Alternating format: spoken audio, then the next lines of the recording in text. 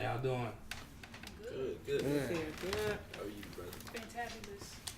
Man, I am blessed. I am happy to be here. I am happy to be alive. I got this hat just sitting on top of my head. My head not cold, you know, but I just thought it looked fly. Is that what you thought? Yeah. Am I wrong? A little bit. You look like you about to lose in a battle rap.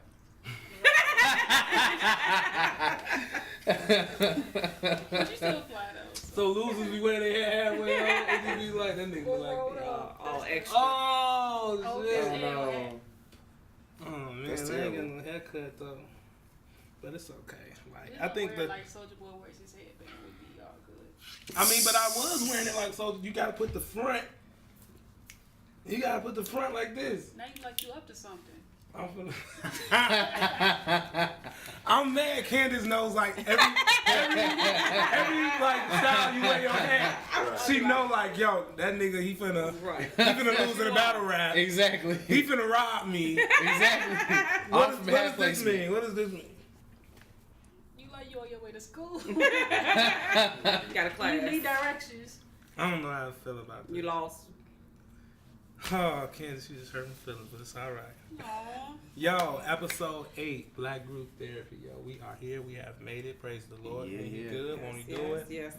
Let's check in. Won't he man. will? Let's check in. Sil, how was your week? My week was, today is Tuesday. Long, thus far productive. So yeah, I've had a good week so far. Just really getting into it, hoping it still flows Yeah. that smooth. Check with me again on Thursday. On that, Yeah. X, what's going on, bro? I'm good. Just another day working with children. So Yeah. Ooh, what It's age about as group? good. Kindergarten. Oh. No. Yeah, kindergarten. No. They don't easy. all. No, It's they're all not. as in No, It's I'm- a no, as in. I'm a special I'm sorry. ed teacher. I work with. I'm gonna just say the kid I work with is like the equivalent of Bruce Banner. So you work with one kid? Or Well, I'm like his shadow, but I'm in the classroom with all the rest of the kids. Oh wow, yeah. I got. I know some people who do that. We only contain like when he blows up. Okay. Why does he blow up when it's like, oh, nigga, I don't feel like reading? It could be anything. It could be I don't feel like reading. I lost this game. You ain't calling me, and I had my hand raised for a long time. And his is going crazy. And it's over with. Everybody canceled. The board canceled. This computer canceled. Everybody's papers canceled. At that point, everybody is an enemy. But he has a great shadow, so you pay attention enough to know before. Yeah, I can anticipate 9 times out of 10, but like it's still just like tiresome, especially when you see it coming. You like he finna get mad. Yeah. And it's like I'm not. And you even gotta gonna be move with yet. him for like 5-6 hours a day. 8. I come in at 7:30. Leave at 3:30. So man, how was your week, my good brother? Good, man. I actually got a pretty easy work week because I gave my students the whole week off because they had got tested and half days at their school. So I'm just like, go ahead and enjoy y'all. So you work with So what level? high schoolers. Okay. So they're they worse super than dope. 5 y'all. Not this group. Like I'm very fortunate. Like I taught over the summer at Epic Academy, and like, the students were great. Like this group, they matched them, which I thought was not gonna happen. But like behavior, their attention. I mean, of course they teens, so their attention span is on the phone or doing something else. But for the most part, they're a really good group. They want to learn. I'm teaching them digital media, so it's dope. It works out. Man, I love it, man. Black brothers working with the youth, man. That's all we need. Cam, man. Cam, sister, how you doing? I'm hanging in there. I'm good. Not working with any kids. Want Thank some God. Vaseline? What you trying Good to life say? choice. I got some shades on over there too. I just say come back or No, it's not at all. Go ahead. okay, but not working with any kids. How's thank the God. job? The job is cool. It's another typical day. Well, there's no typical days in radio, but it was a smooth day. It's cool. Okay, beautiful. My week has been productive. I'm just learning to just respect the process, and I realized that can't get everything done in a day. You just try to do as much as you can, and then just there's always tomorrow, Lord willing. So I think I'm thankful that's my mentality now, because I'm more at peace when I go to sleep. I'm not like, oh, F sleep, I'm gonna stay up and try to do this and that. I'm not chasing anything in that sense anymore, and it's bringing a lot of peace to my life. And I do find that a lot of the things that I prioritize do get done, and you know what I'm saying. And the steps do get completed, opposed to when you're just trying to like scramble and like rush and push. You end up missing steps. That's very true. You know what I'm saying? Because you're rushing, and So, my week has been good, man. I think I'm so happy to, of course, be here with you all once again, and it's International Women's Month. And shout out to women. Yo, you know what I realized last month? We should have like showed this much love to Black History Month, but we were tweaking. But we whatever. I mean, every day is Black History. That's true. Okay, I mean that's what we could tell ourselves. Yeah. But anyway, this week we're gonna shout out Alice H. Parker. She was an African American inventor famous for her patented system of central heating using natural gas. What? A black woman did this? Black people invented everything. Oh my Lord. I'm trying to tell you, this is a Black continuation of woman. Black history. Oh my goodness. Okay, wait a minute. Very little is known about Alice Parker's life. She was born in 1895, grew up in Morristown, New Jersey, and attended classes at the Howard University Academy in Washington, D.C. Yo! You mean to tell me a black woman created the furnace?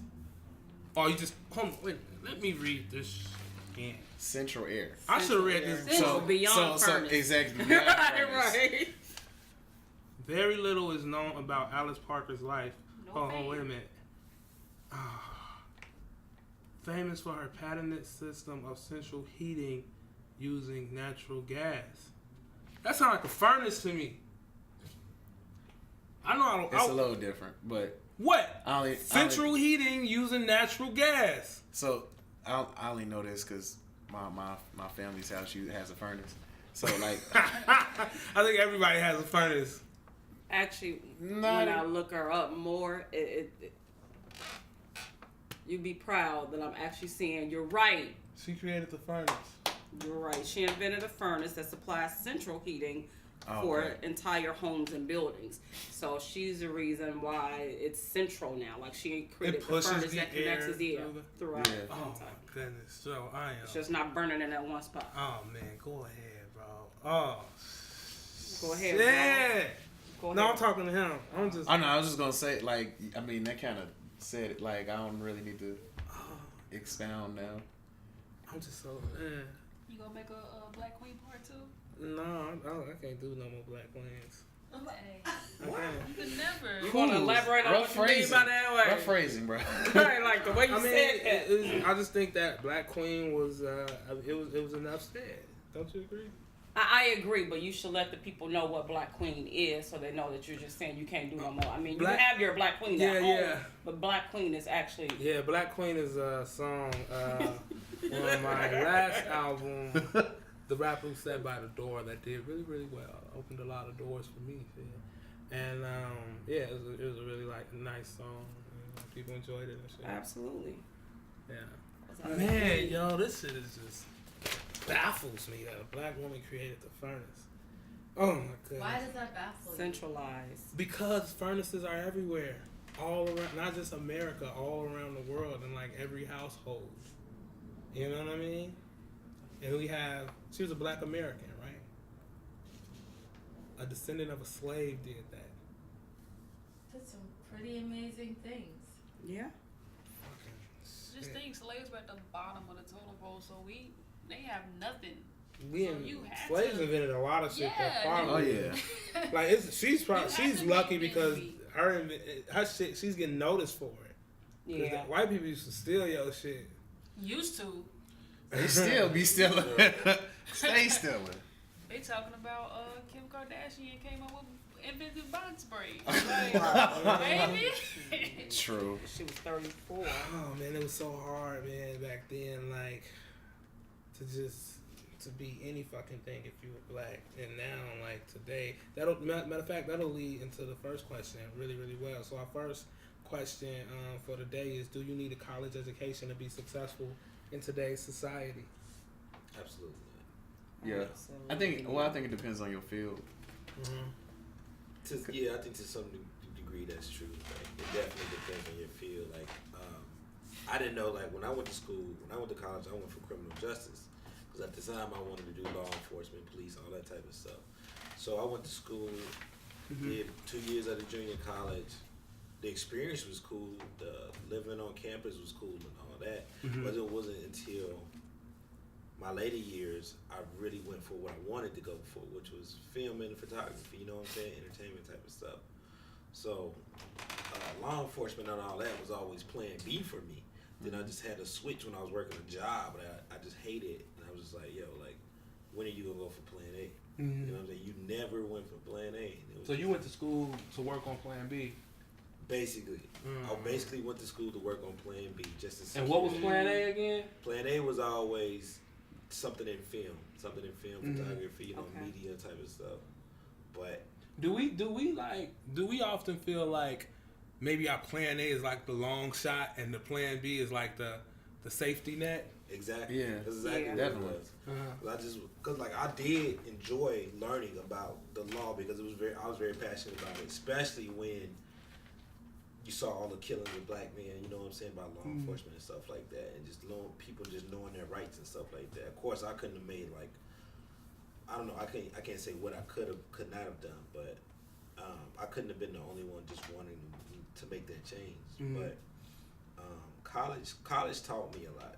It taught me how to network. It taught me how to get out of my shell. It taught me just to, people are just different. You know what I mean? But to be successful in your field, definitely not, because I'm very self-taught on a lot of things. Like with the field that you're in now, is that because of your college education? No. It's because what really sparked it was because somebody I met in college, I saw them do something really dope, like a really dope video, and I'm like, wow, he went to school for it, but I didn't. But I was like, man, let me link up with him, and let me learn from him. And then I started learning, or I go on YouTube. You know what I'm saying? Like, just like a lot of self-learning, a lot of workshops, a lot of connecting with people who has that knowledge. You know what I mean? Because going to college didn't get me onto film, TV show sets. You know what I mean? Working on Spike Lee movies or working on Empire, all these TV shows. Like, college wouldn't did that for me. Yeah. You know what I mean? It definitely would know who you know, get you there. So that's my take on it. Candace, you're another college graduate. Yes. Illinois State University. Did you graduate? You was right up the street from me. Yeah. You graduated? Yeah. So I'm the only nigga in here who doesn't have a college degree. But you're still successful. Exactly. I think so. You are. I did 2 years in college, but I learned a lot in those 2 years, and I also got a lot of student debt. But anyway, how was your college experience?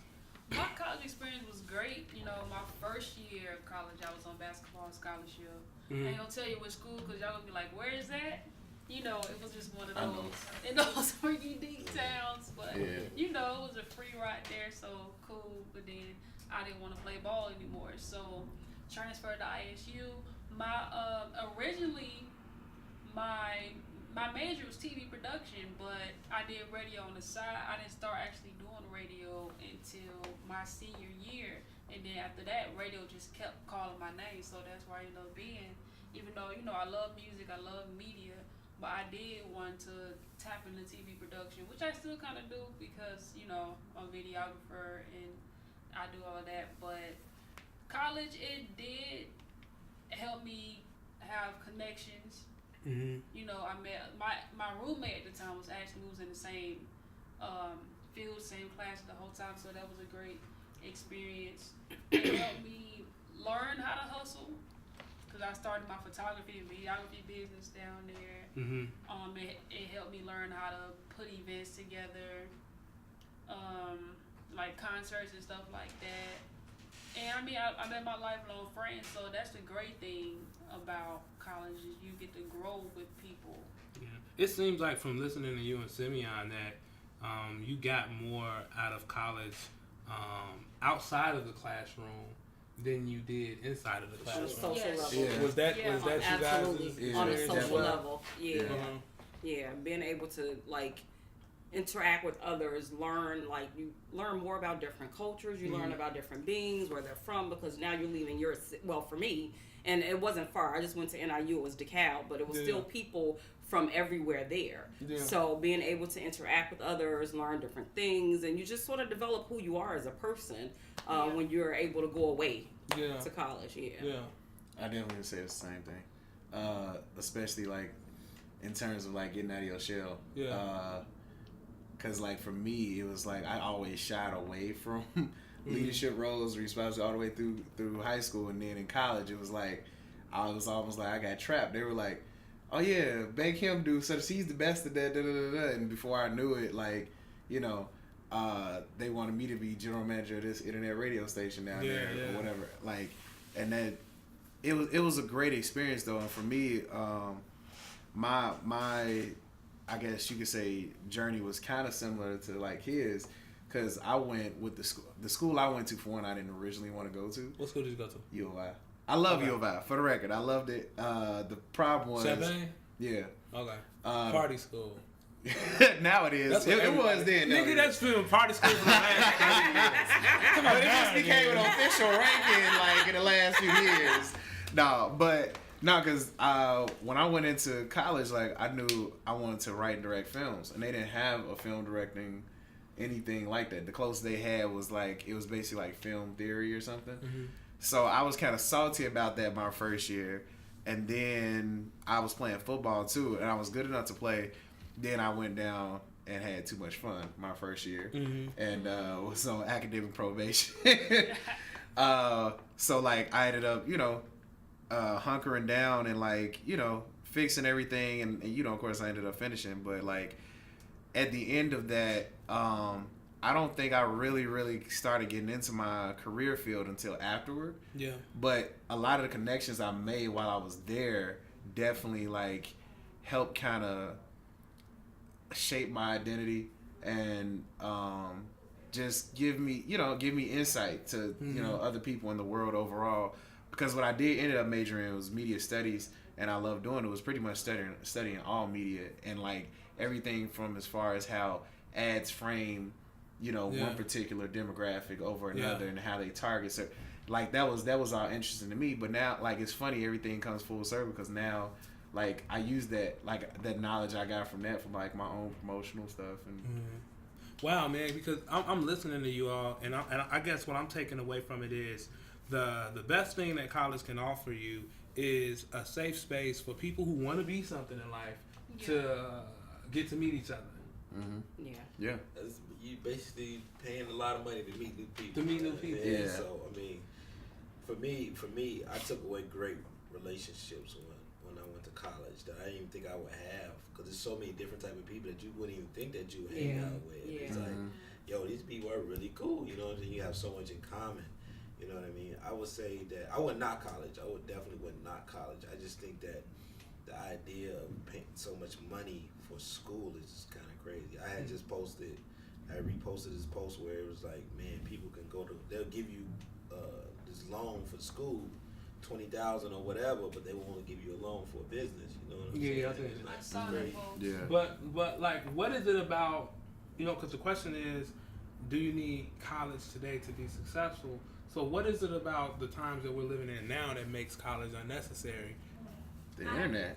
I don't think you ever needed college to be successful. I think that was well, at a time that was even still then that was a narrative that was told to us to make us feel like if we wanted to come up, if we wanted to get out of the hood, if we wanted our only way out outside of being a famous athlete or being a famous rapper is to go to college, and no one tells you about the debt. But at a time, no one tells though, you about the academic deficit that you would be in, having gone to a public school system in an urban area where the education system is subpar.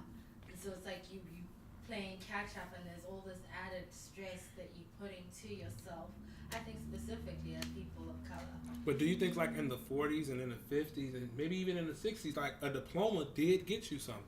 Yeah, diploma. I do. Yeah, A college, But did it get you Yeah. success? It might have gotten you a job, but is having a job is success. I think if it got you a higher paying job than someone without a diploma, I guess you can count that as success.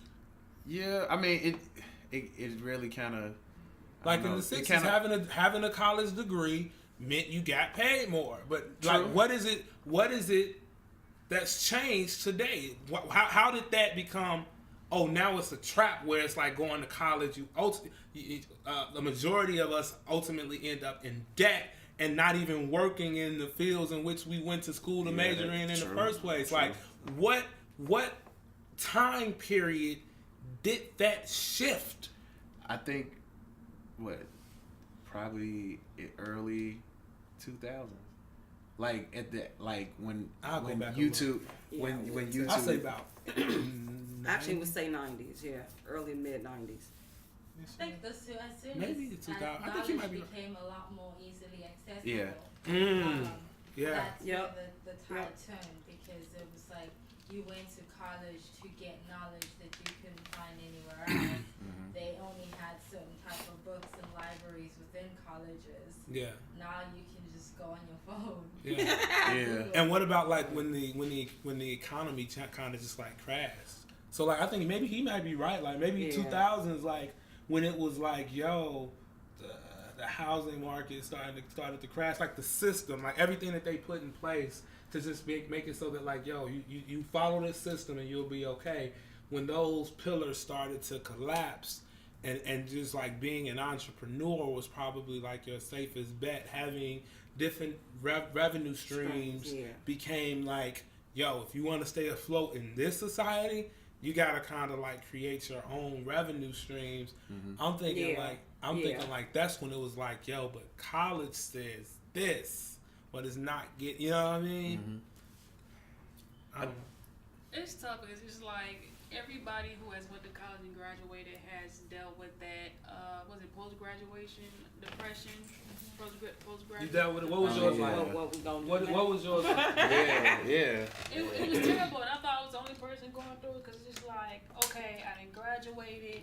I'm going out for all these jobs. They're saying I need 5 years of experience, and I'm trying to get a regular job, but I'm overqualified because I have this bachelor's degree. So you're just like stuck in the middle, and it's a weird space to be in, because you start to feel like you just wasted 4 years of your life, paid all this money, did all these papers, presentations, all that, and I know a lot of people, even myself, like even like had suicidal thoughts, because it's just like I just wasted 4 years of my life doing all this, and I can't even get a job.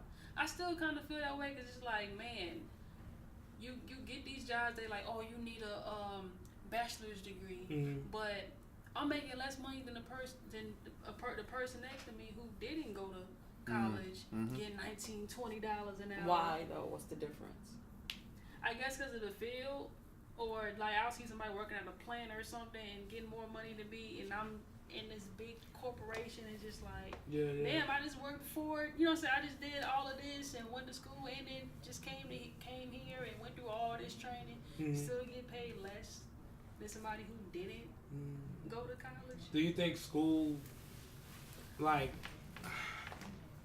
does school prepare you for the real world, or is that your parents' job? No, in my Like, opinion, whose job is it to prepare someone for the real world? Definitely their parents. Definitely their parents. I think that my high school prepared me a lot for the outside world as well, because my high school was very internship based. So whatever I was interested in, which was law enforcement at the time, I had to go to a police station to intern or whatever, dealing with police officers and interns. So I went to the police station to intern.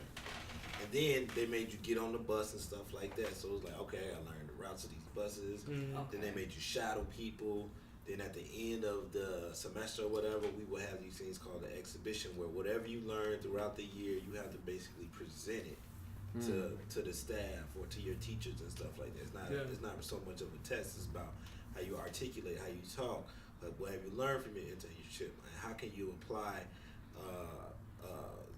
math and science and all that other stuff into what your possibly what your field is. So I think that parents definitely play the biggest role, but I think schools definitely should play a very heavy role into that development as well. You know what me and my girl often talk about, like, because like, you know, my daughter is 6 going on 7, and you know, we just recently moved, so the school that she's in now is about 40 minutes away from the house, and it's a good school.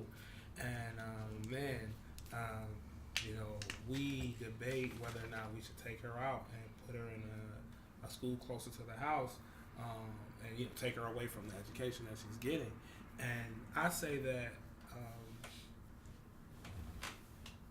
too often parents put the responsibility on preparing their child for the real world on the school. And I say, you send your kids to school to practice, not learn. You know, the stuff that's really going to be instilled in them has to be instilled in them at home. You know, from working with them on their ABCs and 1, 2, 3s and reading and all of that good stuff to mathematics. Like, you have to be at home making them study and take that information in, and then when they go to school and the teacher, you know, start to elaborate a little bit more, they have to be like, oh, I'm familiar with that. Mom made me do it at home. You know what I'm saying? Either way, like, it has to start at the crib. So I was like, yo, and the messed up thing about it is, it's like being young. You know, we still out here willing and dealing. We still out here trying to find our way. We oftentimes don't have that time to sit down and work with our kids like, you know, like we're supposed to, because like in my daughter's school, I'll see a lot of older parents, right, like 40-somethings or whatever, and I know that they at the crib making their kids sit down, making their kids and take that, and a part of that could possibly be because they already set into their careers. They already, you know, like their main priority is their kids, as it should be. But when you're younger, you trying to, you know what I'm saying? You trying to juggle all of this. Question: which would you say would make one more successful, education or work ethics? I think work ethic. Yeah. That's what you're teaching at home. Yeah. You're teaching that work ethic at home, which is why, like, I agree with what you just said. Like, it's the parents, it's at home, it's putting that in them, instilling it in them. What's important? Like, the harder you go, the further you'll go. Yeah. Like, I believe that, like, it's all about discipline. I think if you're disciplined, you can succeed in anything you set out to do.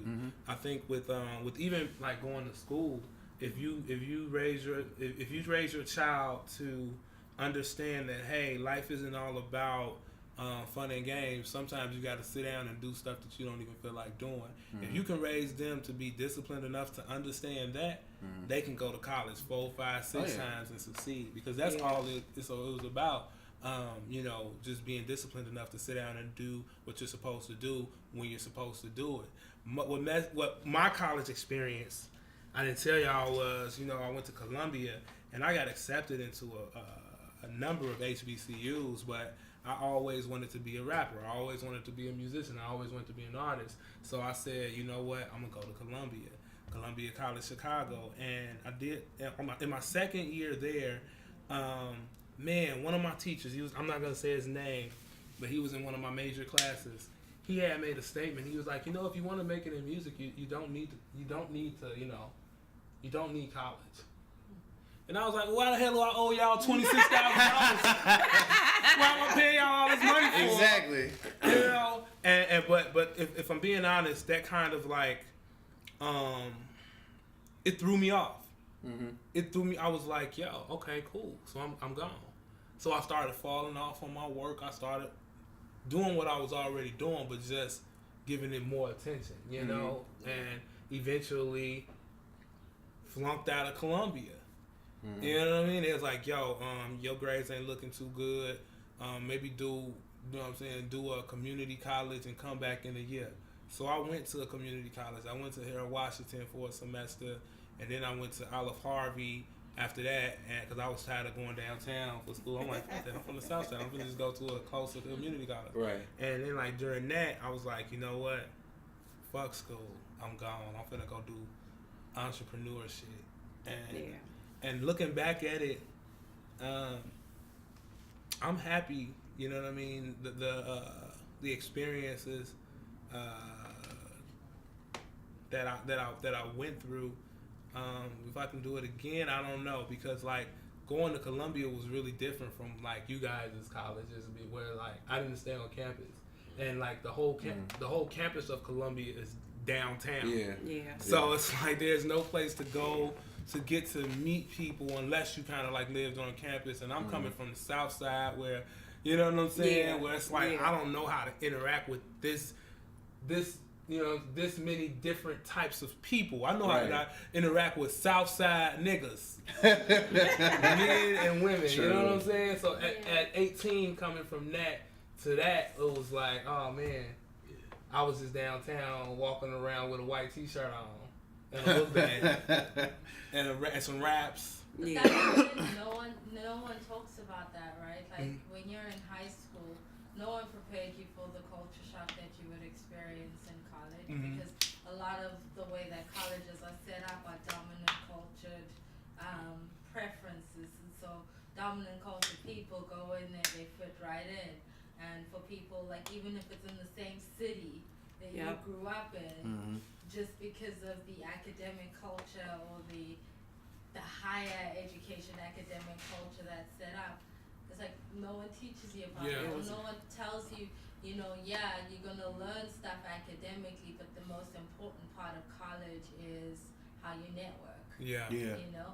Whereas a lot of white kids go in knowing that. Yep. You know, they know that. Well, white kids, do they get that culture is shock? coming. Make sure you become friends with them because they this family, they that family. They've been groomed since birth to operate in that way. I think that's a good point, because I went to a private high school, and the scholarship I had, they tried to they had like a college preparation talk or whatever, to try and get us ready. And it was like, I remember leaving that, and it was like they said a whole lot of stuff, but I still was like, still don't feel like I have a good understanding, or a good idea. I still don't feel prepared or whatever. So it definitely is. I think in terms of that, it's definitely. When you went to college, did you have a culture shock or? Yeah, somewhat. Only because the high school I went to was mixed. But so really. It was just because of how much bigger college was. It wasn't that I wasn't used to seeing white people. It was just I never saw so many white people all in one space. And I was like, it's a lot. Yeah. And then somebody because white people do act different when they outnumber your ass. Yeah, but it was just weird. And especially in that school, because you get people from all over, people from Southern Illinois and a good amount of people from Chicago, but then you have these super far south suburban upper middle class black people that you never met. It's just it's a lot.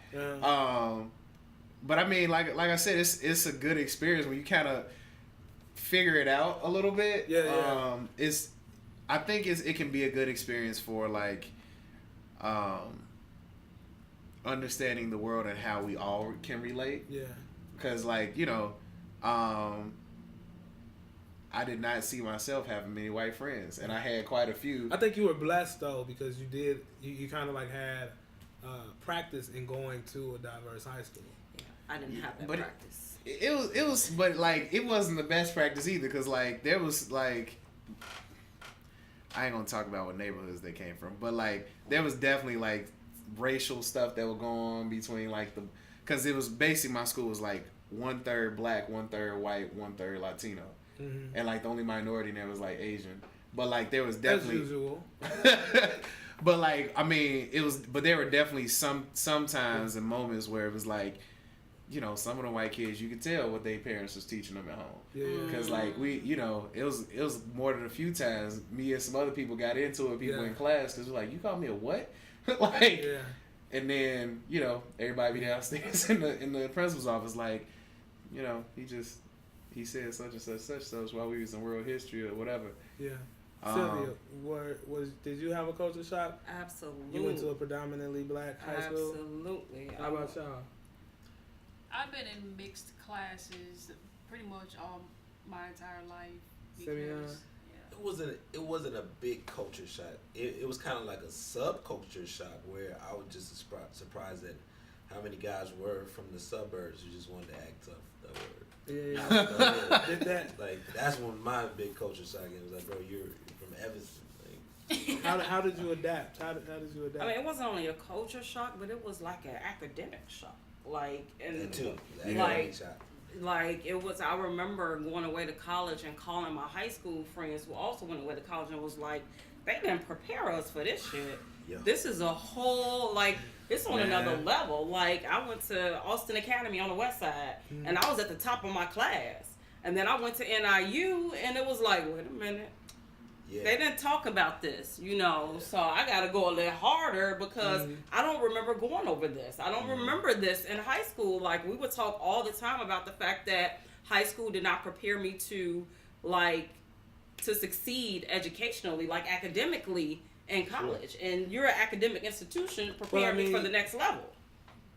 If you had the discipline, you were able to overcome, obviously, because they did prepare you. Right? Well, no, my mom. All right. My mom prepared me with the discipline. But you went to high school to practice and what? What your mom taught you. Absolutely. And then you graduated and but went to college. But what's the purpose of my? Practice. What's the purpose of high school? Like, practice. what's the purpose? School in general, in my opinion, I school is just practice. Like, cause like you were underprepared because academically. Because when I went there, I was nervous. Like I took like classes that were too easy for me. I'm like, okay, this is way too easy. And then I had to go to tutoring, and I'm just like, a lot of this stuff you don't even learn, you don't even use when you get out of there. Yeah. But how do you be what do you mean underprepared? Like, oh, they didn't. You read a question and be like, damn, I didn't read this in high school. Like mostly like. It depends on your major. Like, yeah. I had to take. Y'all can tell I ain't finished college. They're like, look at this dumb nigga. But nah, it depends on your major. Like I was law enforcement. For some reason, they had us taking math, some certain type of math like calculus, and I'm like, why do I need to learn even the this? level of rigor, like what the expectations of it, you know, was like different. Like, and even the household I grew up in, my mom was strict. So, I mean, I did get a little freedom, so that played a little role, that I had a little freedom. So it's like, now I have to manage. Like, no one talked about being able to manage your life. Yeah. You're there, and you're on your own, and you have to manage the fact that nobody is going to tell you, Mom, not knocking on your door saying, get up and go to class. Mm-hmm. Mom, not saying you got that test due tomorrow. This is all stuff that you have to know on your own. And my high school definitely didn't prepare me for that. And to a certain degree, my mom, you know, she prepared me with discipline, but she didn't prepare me for that. My mom had never been to college. Mm-hmm. You see, I think a lot of what I see, especially in America, is that, like, white people don't realize that they're white, right? And so it's like, because they've been through the system, they're able to prepare their kids a lot better. The kids don't necessarily get that type of acculturated preparation from high school. Mm-hmm. So everybody's getting that same kind of experience high school wise. Mm-hmm. But because their parents have been through college, they were part of sororities, like it's this whole legacy, okay, this is what you can expect. This is what the culture's like. You're gonna have to be responsible for making sure your assignments are in. You're gonna experience something called syllabus shock. This is what it means, this is what it looks like, this is how you overcome that. Whereas a lot of times within Black communities, you're one of the first people, or even if you're not, your parents are so busy making sure that they can help you financially get through college or just put food on the table, that they're not thinking, oh, I need to prepare Candace for the culture of college. Like, you're just not thinking that way. Yeah.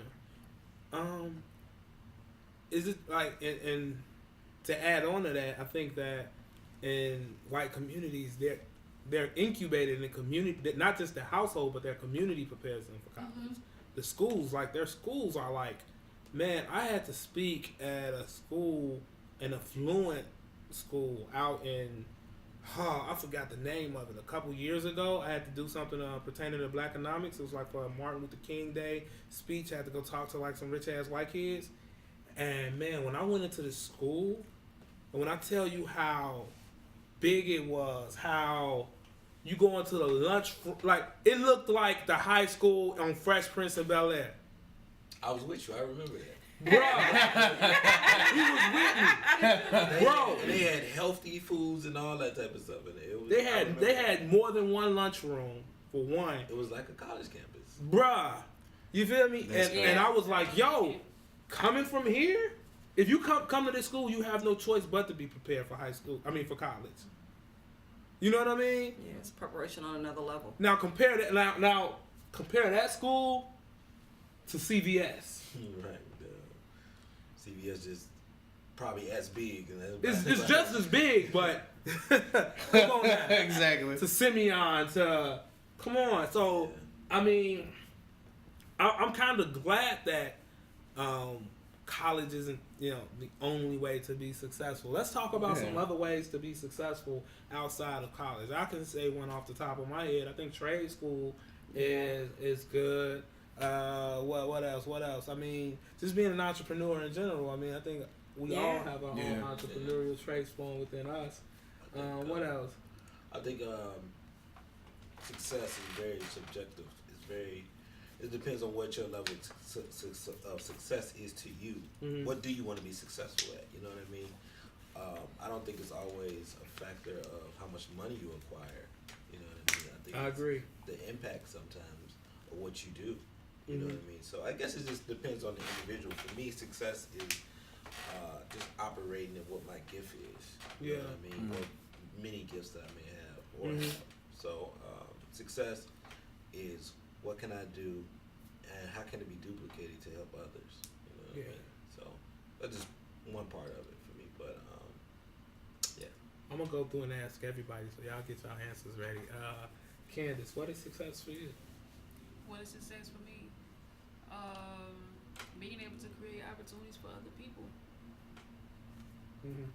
That's success. That's a real politically correct, textbook. Because you almost took.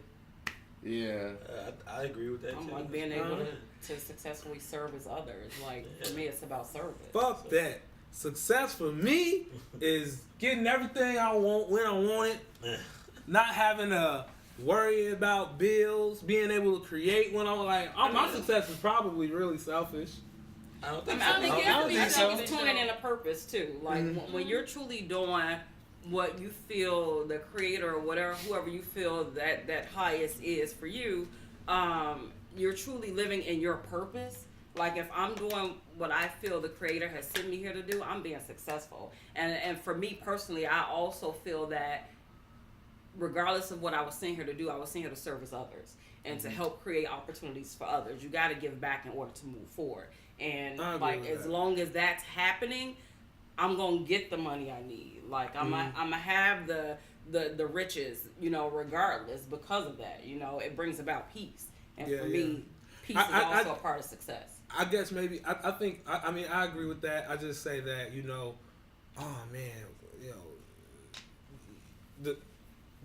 my opinion, what I've learned in my years of servicing others is the best way to lead is to lead by example. And oftentimes human beings are unappreciative of shit, and you'll burn yourself out if you're there's nothing wrong with helping people. I love that, you know what I'm saying? But I think and it's how not even that. I just think that the best way to lead is by example, and you can't give if you ain't got. Yeah, that's true. That's true. That's why you gotta get it first, then be able to create those. But I might be wrong though. Lebo, you usually correct me when I'm wrong. Okay, go. Oh, you ain't here. Lebo, you go. Yeah. You're gonna speak on it. Go ahead, bro. I think it's definitely a combination of yours and hers. Success for me is definitely not having the worries of regular responsibility, bills, and I gotta pay this and all of that. But it's also having that more than enough, and in having that more than enough, still carrying myself in a way that inspires other people and sees that almost our conversations about representation about I think Chance the Rapper to me is a good example of someone who at least from what we know has maintained his integrity and good character despite his success. So for me, that's what that is. And then also, like, of course, like she said, because of that success, being able to help other people. Yeah. Ain't nothing like financial freedom. Yeah, peace of mind. that's the dream. Yeah. Right? Yeah, financial You ain't gotta worry peace about of a mind. bill. Like, being able to Yeah. get up and go anywhere, whenever you want. Ain't gotta answer to nobody. Yeah, I think, I just think it's really about wanting balance, right? And, Yeah. Yeah. and understanding that, like, you know, success is not a destination; it's really a journey. Mm-hmm. And you know, like, we live in a society, and maybe I'm not using the right word, but I'll just say it's just not natural, right? Like, you know, when we were born, we wasn't born into, like, oh, this, you know what I mean? Human beings, Yeah. all we really need is just food, a place to sleep. You know what I'm saying? Really don't need clothes. We can walk around butt ass naked if we want to. We won't die. But anyway, that's besides the point. We just need something to eat, some place to sleep. And, but Perfect, something to look forward to, so. the fact of the matter is, we do live in this society. We do live in civilization. So we have to try to figure out how can we deal with that, right? So, Yeah. like, when I think about what does my success look like within this society, it's all right. Well, what are some of the main things that you can't avoid in society? You know what I'm saying? Right. You're gonna have to pay some bills. You're gonna have to, you know what I'm saying? Yeah. You can't go out onto a tree and pull out your foods. You gotta buy that shit now. So you want to be able to do all of the things to fulfill your basic needs, and then after that is done, I guess everything else can fall where it may. But if you're able to do that comfortably, self-sufficiently, I don't know, man. Success for me just looks like so many things. I think one thing we all didn't mention, but I'm sure we all agree, is like legacy too. So that, like, when we're gone, Yeah. our kids don't have to, like, oh man, how am I gonna pay for college, or if they want to go to college. Success is being able to leave your kids something. Or Definitely. preparing them Yeah. for you to not be there anymore. For Yeah. them to move on, without you. Yeah. That's real success right there. Alright, I see those Black Panther's father said that in the movie. And he's watching the Marvel movies. I saw Captain Marvel, by the way, this weekend. It was alright. It was good. How you like it? I ain't give a fuck. I'm like, yo, this is just one movie closer to Endgame. Exactly. And I was just Unfortunately. like, yo, do you watch Marvel? No. You gotta watch it. I put my girl on Marvel like back in like Iron Man 3. Oh yeah. And she on it now too.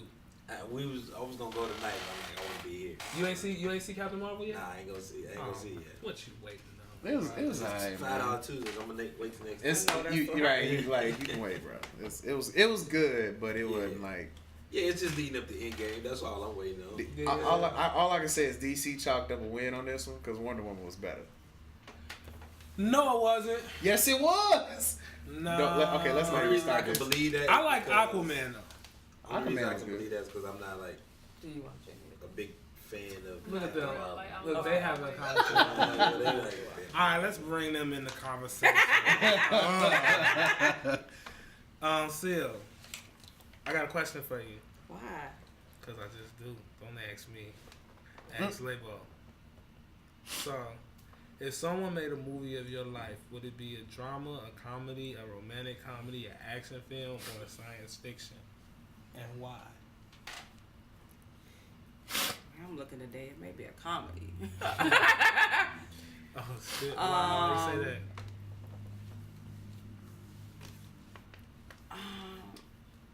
Man, it would be a comedy. Mm-hmm.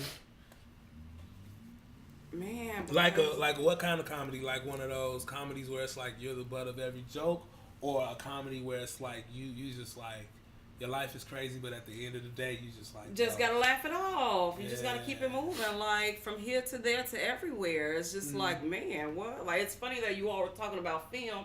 I went to school for theater, so it's like I went to school for like in the same area that you all wanted to. I did it, but yet I'm co-owner of a boutique. You know what I'm saying? Yeah. I make jewelry. I make body butter.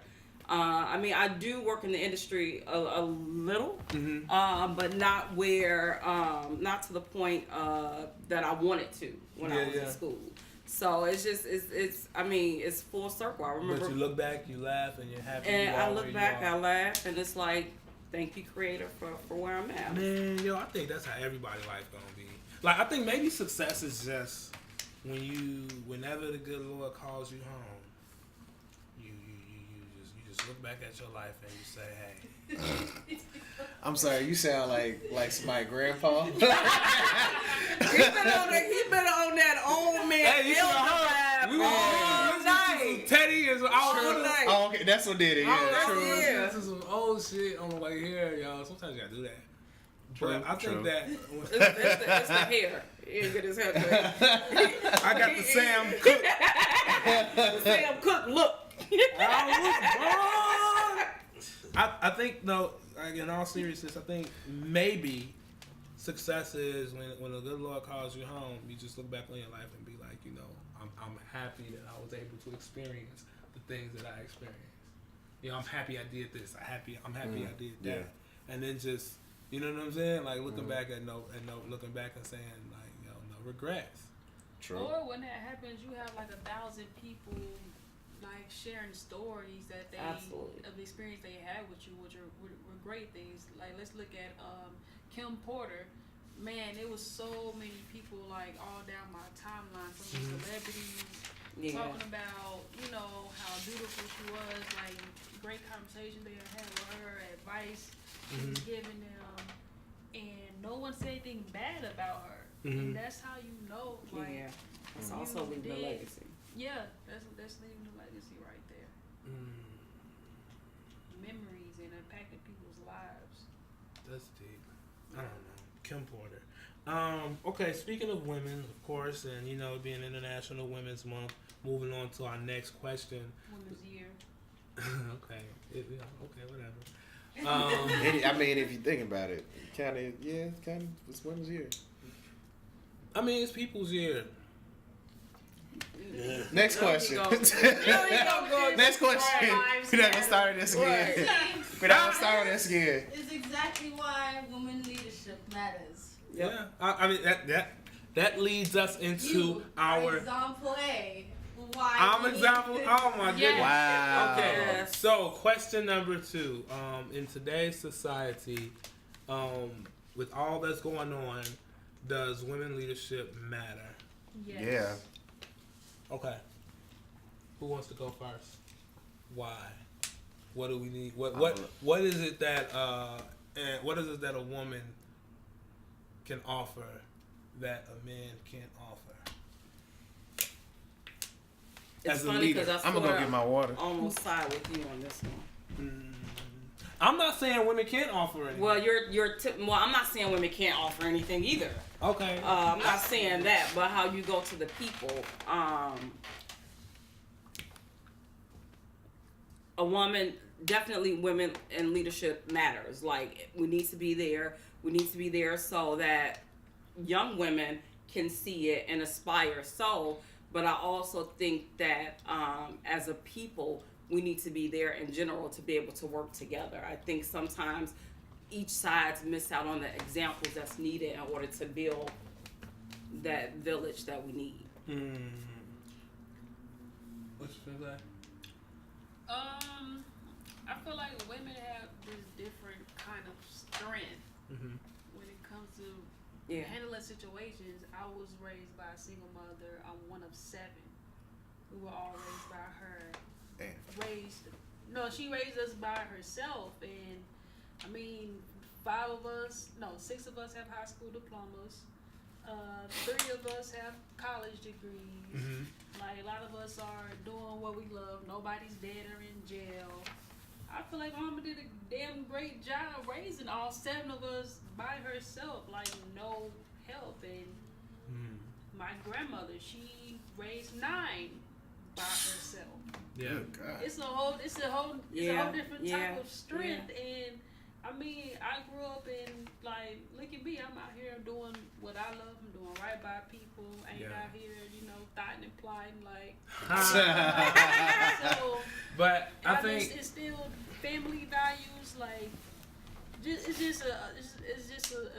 I think what you're speaking to, it is leadership, but it's leadership within the household. So right. What that's would where it starts. That's exactly. What do you all think?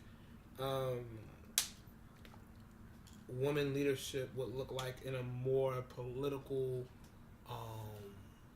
position. Yeah, look like Amara. I wish she won. I wish she was still in the race. Yeah.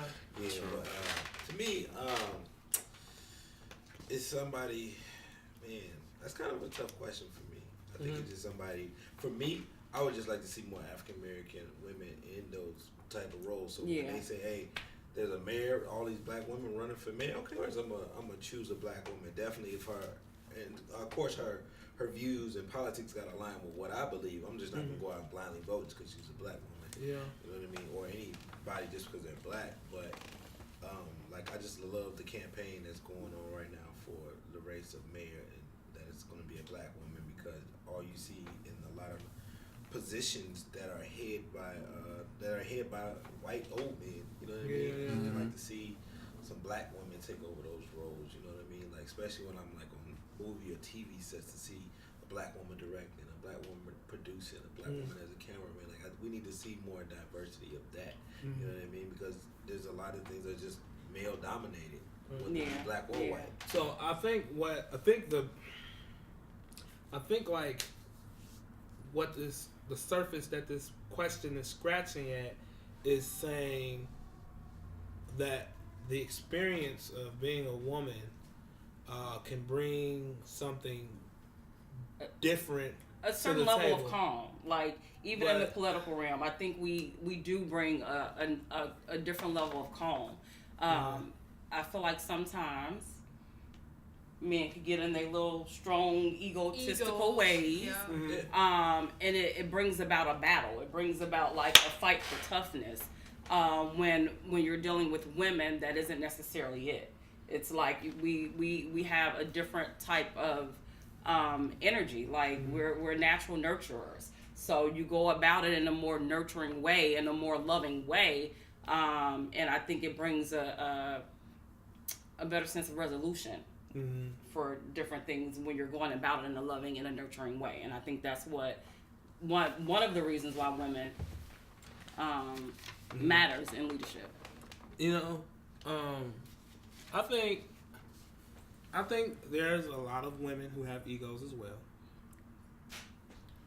I agree with that. I mean, I think that maybe we're going about it the wrong way by assuming that just because someone is a woman, they'll be able to empathize with whatever it is we want them to empathize with and lead us to the promised land. I think the same characteristics that a good woman candidate can possess, a white male can possess that too, or a black male, or you know what I'm saying, Indian, whatever. I think it's not necessarily the gender that determines your values, because there's been a lot of women agents who have voted against, their own best interests. I think how many white women voted for Trump? I was going to say, and didn't even that's vote for why Hillary. I feel like the conversation should stay focused on black women, because it's easy. But black women, I don't know. I mean, I think it's not necessarily. I don't know if we can use the whole color and gender thing to say, hey, this person is for us. Because I'm not saying that. I'm saying, but like they better understand our situations, how society views us, because they're viewed the same way. In most cases, they understand what it's like to be racially profiled or discriminated or deal with like just inequity in general. Yeah, this is what I'm saying. I think that not they better understand. They should be better. They should understand, but that's not always the case. But in a lot of cases, there is like a universal understanding of what black people go through. Yeah, like, but you can be out somewhere in public and see a white person acting up. You're gonna find that black person you don't even know, and y'all look at each other like. Now look at this. Look at this. Yeah, like. But in political realms, a lot of the black figures that we see on the TV have been put in front of us to string that cord of, oh, that's a black person. Token. And we be like, all right, cool. You know what I'm saying? I feel like in many cases we know though. We're aware. Or some Aware black of people. what? I feel like in some cases, even if we're aware when like they're pulling the black card, quote unquote, or they're trying to like, oh, this is our way of like trying to draw in the black vote or whatever. Like The token. yeah. Like I feel like we recognize, because it's been happening for so long. I feel like most black people now recognize like, oh, that's the black girl that they had to put in there to show like, oh yeah, you know, we want. You know. I don't know. I think the system is getting savvy. I think Obama was pulling our black was pulling one of the people they put in front of us. That's very possible. You know what I mean? Yeah. I think that you can't beat the system from within. It will corrupt you first. The only way to beat the system the only way to beat someone at their own game is to not play it at all. And that's revolutionary, that's extreme. But I mean, if you're trying to beat something as strong and powerful as what we're talking about, that's just the only way, in my opinion. Yeah, but in context of the system we're talking about, I feel like that's if you're not trying to dismantle it from the inside, like the only other alternative is going to eventually end in conflict. I'm like, if you're not going into it with that goal, with your backing already, then I agree with what you say. So I think that Black Americans have already opted out. Like collectively, we've already opted out of the conflict. We've opted out of conflict for the past 100 years. We're now trying to reform, right? Mm-hmm. And find a place within this society but in doing so, get as much out of it as we can. And the society is like, nigga, we still got our foot on your neck. So everything that you get from us, you're gonna have to fight, scratch, and beg for. But I think it's I heard it. I don't remember where I heard this. This guy was talking about it, but he made a very valid point. Like, unfortunately, in most cases, black people don't have a leg to stand on if there was a conflict. Oh no, and without a doubt. We can't. We like. That's why all we do is talk shit. I would say most. That's all we can do. I mean, like most of us can't grow our own food or don't grow our own food. We don't know how to survive like without our cell phone, without Instagram. We like how many people in this room can start a fire? But white people don't know how to do that shit either. The redneck hillbillies down in the South, that all they do is sit out there and hunt. Look, like, but niggas will figure it out. In the hood, we'll have you go there. But you gonna figure it out. But I'm saying, but you drive. Black people was the first people to figure it out. Remember true, that? but so we invented. So who? Yeah. But in a you drive 3 random like reasonably intelligent black dudes in the woods with 3 white dudes who've been raised in the swamp, been hunting since they was 6 and 7. Mm-hmm. Like that's no. That don't make them better. That just means that they were prepared for stuff like that. But it's given the same. But I'm saying like if we're talking about like hypothetical like conflict, like that changes reality for a lot of black people. Like knowing how to put together a slideshow or organize an event ain't gonna help you if they just we're taught to live in the system. Mm-hmm. You know, I mean, actually, I think, man, this is gonna be. Oh, this ain't a stretch, yo. It just can't. Yo, we're creations of the. Black people are the only creations of the system. Everyone else, everyone else, and we follow it voluntarily walked into the system. Mm-hmm. We were created. We Agent Smith. Valid. So you don't think? You believe? I don't know, man. I don't know if I agree with that. I believe that Bro, America created us. It didn't create nobody else. Everybody else voluntarily walked into America and came into America to try to get something out of it. But we're in the Matrix when Agent Smith couldn't, he was created by the Matrix. Yeah. He can go in and out of the Matrix wherever he wants to. Right. Agent Smith was trapped in the fucking Matrix. Right. But I think that we Agent Smith, y'all. I don't know if I want to go down that rabbit hole with you, and we gotta fucking overthrow the Matrix and duplicate ourselves like Agent Smith does. I was about to say something like that. I'm figuring it out. That's actually what I was. I mean, no, because the funny thing is that was kind of like that was the allegory of that whole film. I mean, but yeah, that is that was why he became a danger. The only reason Agent Smith was killed was because the Matrix itself was like, this program is going too crazy. And you're the only thing outside of the program that can mess with it and get rid of this. And maybe that's why the man compresses and suppresses the black vote along with the black woman, because he know if we get out of control, we'll duplicate ourselves like Agent Smith. And look, instead of being a part of the program, we'll be a virus within the system. And he know that the black person is the only virus that can take down the system, so that's why they do us like they do us. That's all we're trying to say. That's all you're trying to say. I felt like we just... Back to reality. I was going to say, I felt like we just left here for a second. I think we just figured it out. Reality. I think that our understanding of leadership is all wrong. Because I think a lot of times when we think of leadership, we think of longevity. We think of someone, okay, is this person good for the role? And then we think of 20 years down the line, are we going to look back and be like, this person was the right pick? But we should be thinking of it as everybody has a season, everybody has a time in which, in that moment, it makes sense to have this person lead. In this moment, it makes sense to have a woman lead because their experiences tend to show A, B, and C, and that will make sense for C, D, B, whatever. You know what I mean?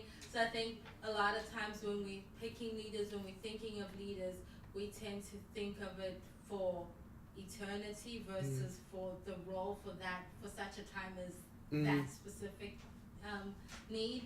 And then I also think that our whole thing of leaders needing to be perfect is a colonized understanding of leadership, because humans will never be perfect. What do you mean a colonized understanding of leadership? What is a colonized? A colonized understanding of leadership is this person checks all these marks and they're always going to check those marks, and Lord forbid they make a mistake, then we've got to cancel them and count them out.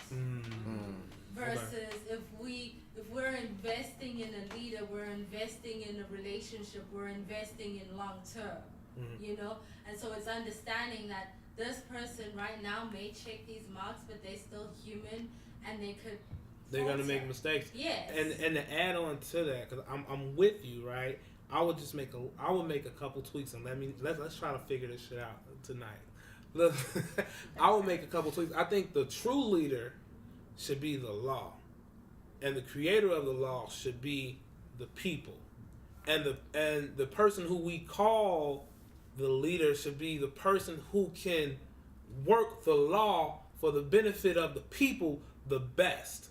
And maybe that's why, because we being, the oppressed people of America, say American law sucks and the American government sucks, but the people who it benefits, which is the majority of the people living in this country, say fucking they love it, right?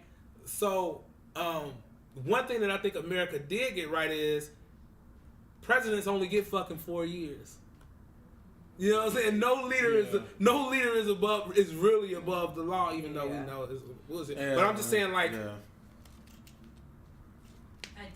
ideally, that concept can work if there was true authenticity and genuine concern behind it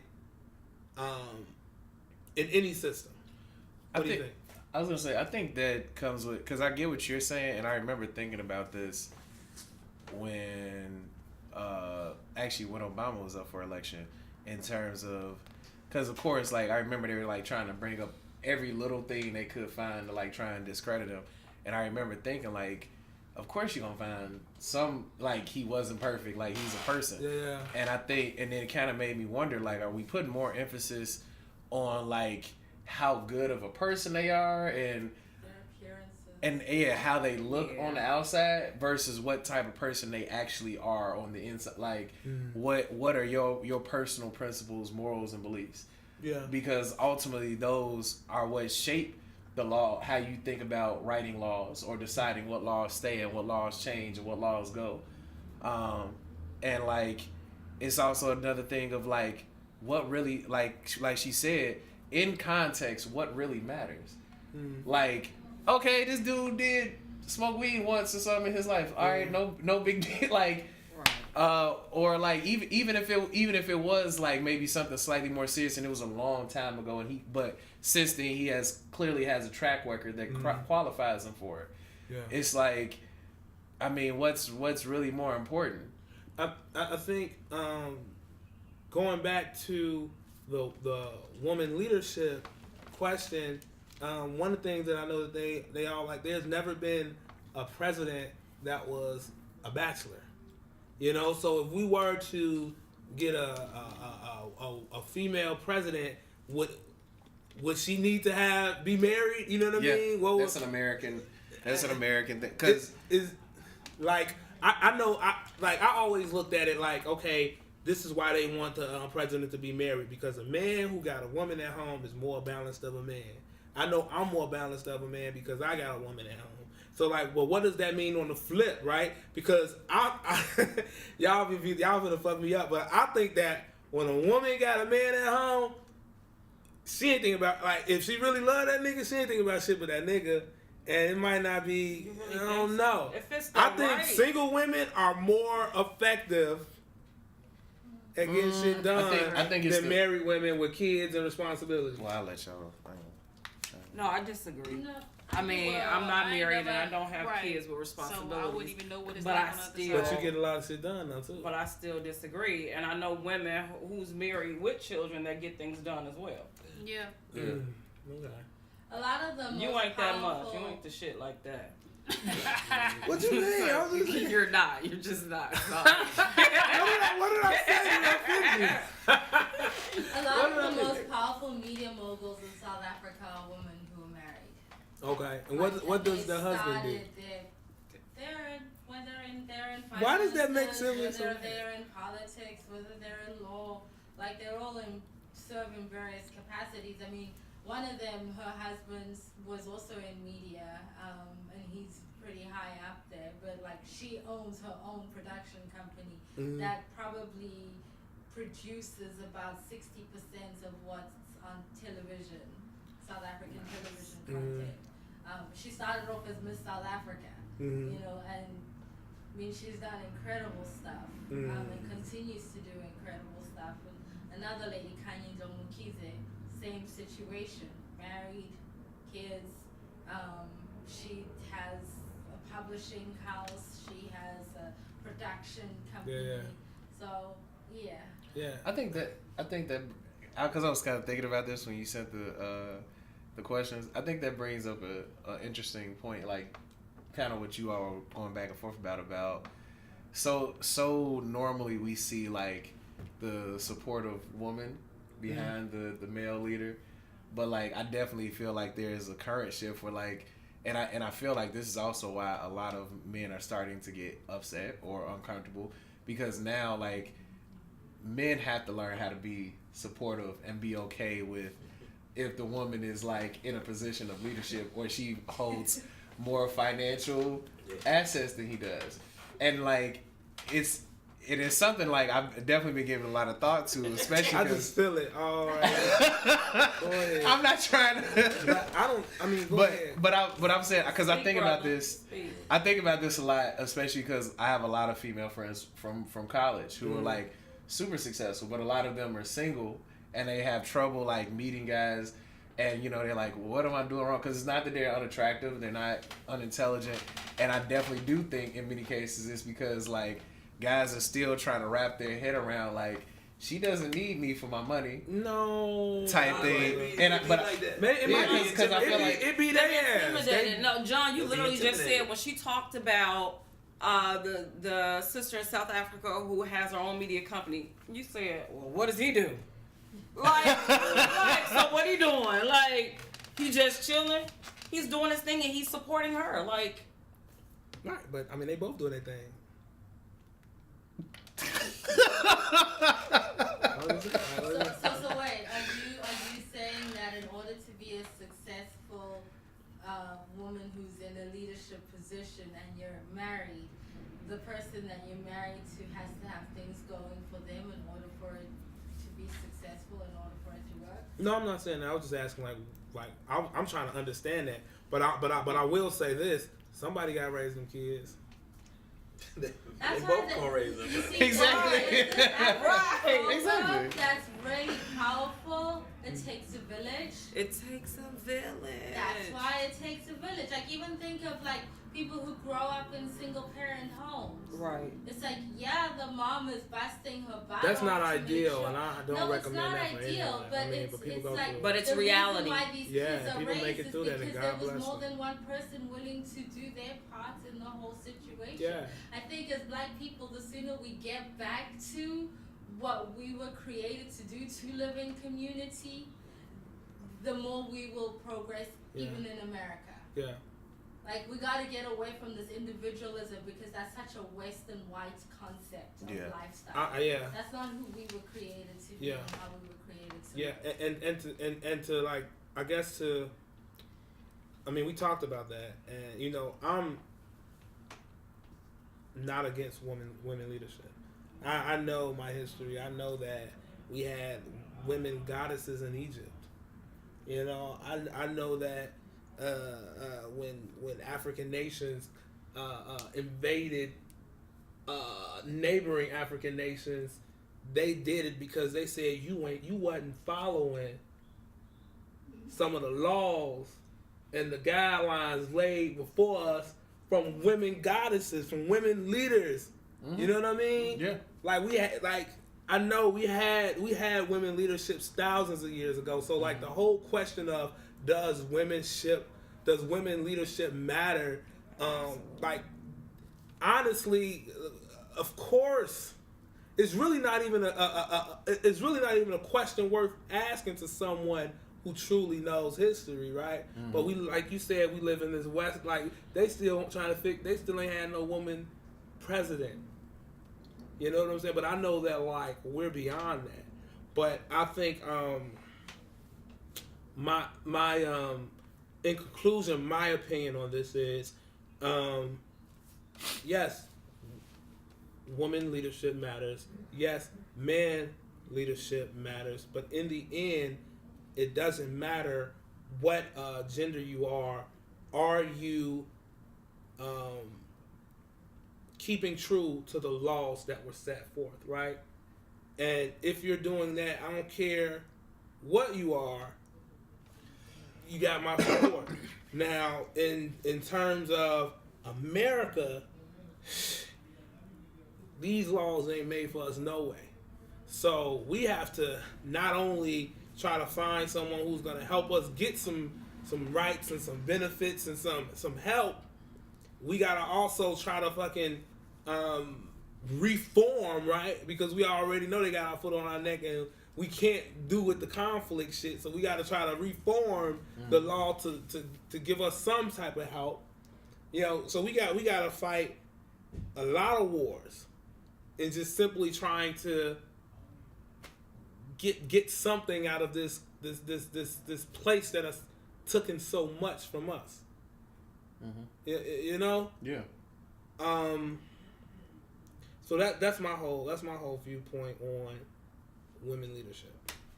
Think about all the money that we spend on weapons and mass destruction now. Imagine if we had a sister as a president.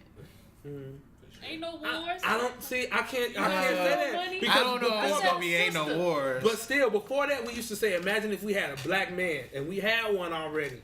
And look, low key, Trump is everything that we low key wished Obama would be. Trump is like this, yo. Trump is like this, yo. I don't give a fuck what y'all talking about. I came here to help one specific group of people. I'm finna help these motherfucking people. Fuck y'all. Tell me y'all ain't wish when Obama got motherfucking elected, he did the same fucking shit. But there's two different sets of stakes. Right. I'm just saying. I'm saying like, for one, Trump is the right color. Two, in actuality, he's not trying to help. He's trying to help the rich people. Okay, so what? People like his friend, like he could care. I wish Obama would have did that unapologetically for black people. But then you have to ask, like, when is the next time we have another black president? Because what? No, because it's also about, like, again, like in terms we still of have to ask that in terms of leaving a legacy. Like, not necessarily. We still gotta ask that question. I bet you there's. We already look at how many like women candidates we have for 2020. Look, like, I won't be surprised if we get one black president every 44 years. 44 years. Nigga, Obama was 44. Our next one might be 88. Nah, I don't think so. But I'm just saying, like, he had to be considerate of. I'm the first person in this position, so I have to be as fair as possible. Yeah. In order to demonstrate that I am here for the United States as a whole. There's not gonna be another black president. So what? I think the question should be, what would today's society look like if women had played a larger role in leadership, if women had been afforded the opportunity to play a larger role? I think we would have a completely different world. Well, what would it look like? I think women have played. They may not have been at the forefront as far as being visible in front of the camera, but I think women have played significant roles. Not to the best of our ability and power, because we hadn't been empowered to. Right.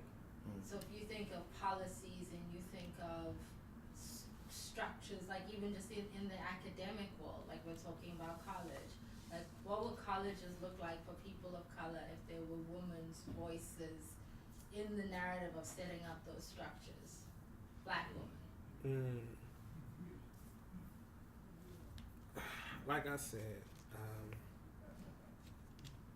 I can't answer that question based off of someone's color and their color alone. I have to know more about that person, because there's a lot of black people walking around with black faces but white minds.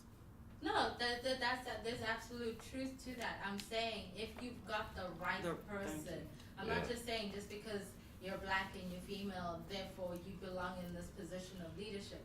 I'm saying if we had the right people in key leadership positions, what would this country look like?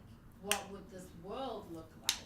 I think we would be talking a completely different story. Yeah, we would. I think that different story would be devoid of politics at all, because the fact of the matter is,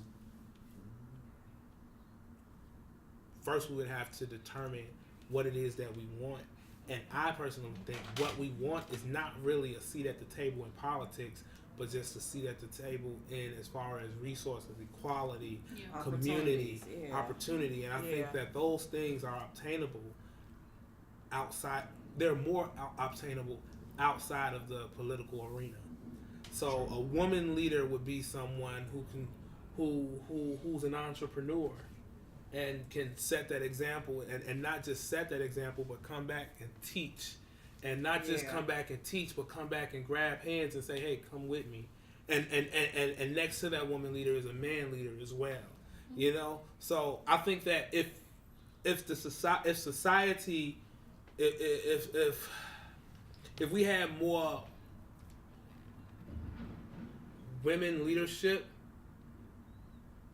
to outbalance man leadership, it'll still be fucked up because there's no balance. We need the balance of good male leadership to lead the young man, and we need the balance of good women leadership to lead the young women. Yeah, so I think that's what I was saying in the beginning. Like, it's not like you said, more women than men, but it's like we need more women to balance out the fact that there's not women in leadership. To come to the same level as men, so we can work together to be that reflection. We need more Maxine Waters. But also not just put them in positions of leadership because you're a woman and it's a good look, but actual people who are more than capable and qualified to fulfill those roles. I think that's where the difference. I agree with you. I think we need both. We need all lenses, right? And it's just fact. Women offer a completely different lens to what a man typically can offer. It's just fact. We are a lot more. We're a lot more discerning, and so a lot of times, even if we speak against a decision that the majority is going for, and they ask us why, and we just say it's just a gut feel, they will quickly push us down and keep us quiet and go with what the majority said, and then 9 times out of 10 they should have gone with the gut instinct of a woman. So like allowing women to be fully women in the roles that they occupy without this narrative of, oh, you're too emotional, or oh, but like that's not backed by facts. Like really allowing women to play to their strengths as women and being comfortable and competent and empowered as women. Because a lot of times women are effeminized, and it's like you gotta act like a man if you want to be in this position and if you want to be taken seriously.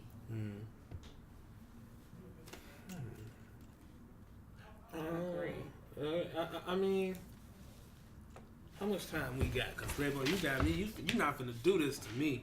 You're not finna have me up here arguing with you.